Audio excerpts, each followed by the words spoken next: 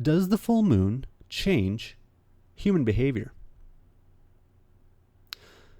The idea that the full moon has a unique and significant effect on people is often taken for granted. But is it true? To try to find out, I asked two simple questions. 1. If the full moon does change human behavior, how does it do this? And 2. Is there any scientific evidence that the full moon does in fact change human behavior? Let's start with the first question. How could the full moon affect us? To my knowledge, there are two ways the full moon can affect people here on Earth. Via gravity and via light. And both have been suspected of being potential mechanisms for an effect of the full moon on people. A common case for gravity is that because the full moon causes strong tides, and because people, like the ocean, are mostly made of water, the gravity of the full moon must therefore have a strong influence on us too. But upon closer scrutiny, this argument just doesn't hold water. It's true that the moon appears to have a stronger effect on the tides when it's full and new, because the tidal forces of these lunar phases are exacerbated by the gravitational influence of the sun. But the moon by itself doesn't exert any more or less gravitational force on you by virtue of being full. In fact, you can calculate the gravitational influence of the moon on people, and it's really quite small. According to my rough calculations, the moon exerts about 0.003 newtons of force on the average North American, at most. In comparison, the Earth exerts about 784 newtons of force on our Mr. Average. That means that the effect of the Earth's gravity is over 261 million times stronger than the moon's gravity. And people are constantly changing the orientation of their bodies to the Earth. If laying down doesn't noticeably affect your frame of mind, then neither does the moon's gravity. So what about moonlight? Again, this can seem reasonable as a mechanism for an effect of the full moon on people, at first. After all, it might be pointed out, the light of a full moon has been associated with changes in animal behavior.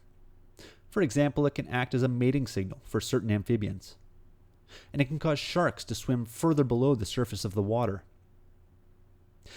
So isn't it possible that some sort of human sensitivity to the light of a full moon has been inherited from our evolutionary ancestors? Well, maybe. But, of course, that doesn't explain any alleged daytime effects of the full moon. Even at night, our houses and lights often render moonlight superfluous, or obscure it altogether. And I've never heard anyone say that the full moon makes people act all crazy, unless they're inside with the lights on, or unless it's cloudy, or unless they're blind. I've never heard anyone claim that streetlights have a profound effect on human behavior. Still, of the two ways in which the full moon can affect you, I think moonlight is the most important. Maybe it keeps you up at night, helps put you in a thoughtful or romantic mood, or something like that.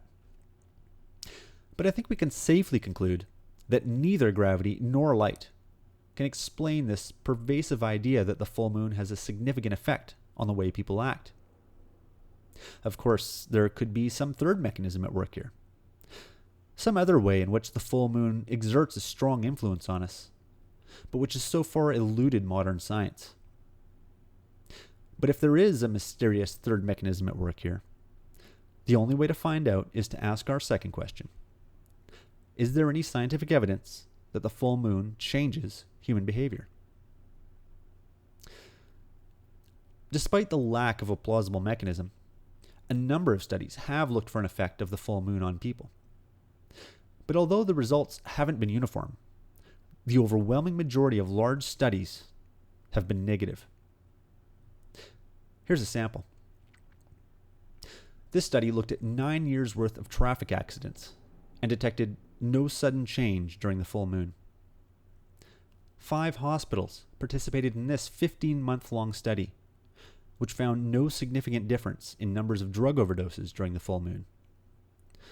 This 4-year-long study found no significant differences in total patient visits, ambulance runs, admissions to the hospital, or admissions to a monitored unit on days of the full moon. These findings fail to support popular lore, which has suggested that lunar phase influenced the volume of crime reported to the police. A study of calls made to police and fire departments provides very little support for commonly held beliefs about the effect of the full moon on behavior.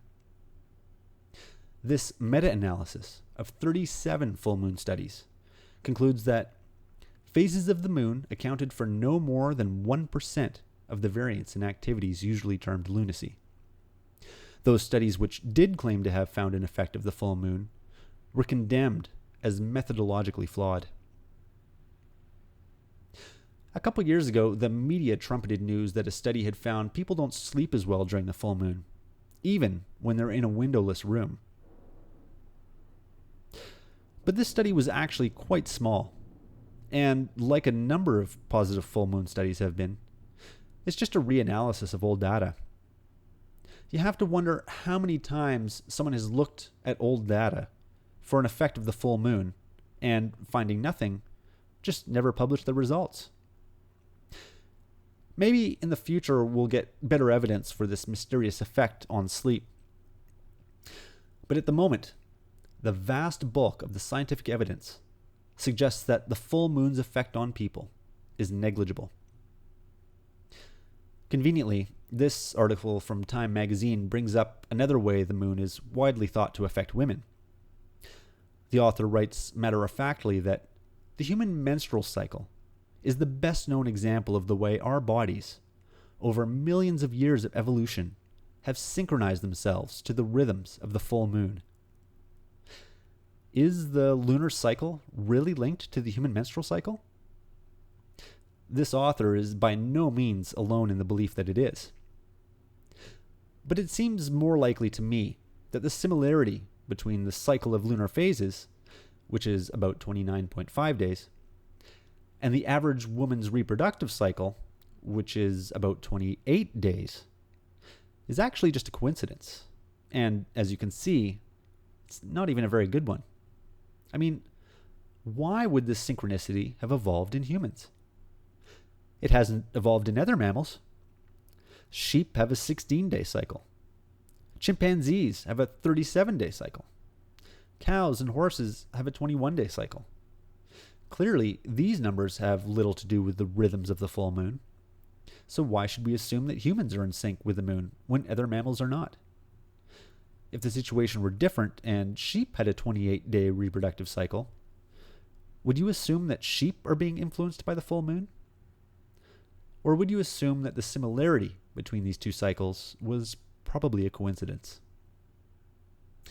Besides, many people also take it for granted that the cycles of women who spend time together eventually become synchronized.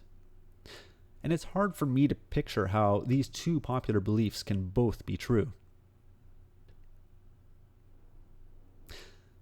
So if we can't explain how the full moon could possibly affect human behavior, and if the vast majority of the scientific evidence suggests that no such effect exists, I think it's most reasonable to conclude that if there is an effect of the full moon on people, it's probably pretty small, and most likely stems from the fact that the moon is beautiful and awesome to behold. And like any awesome spectacle, it might change your behavior, but only if you take the time to look. Thanks for watching.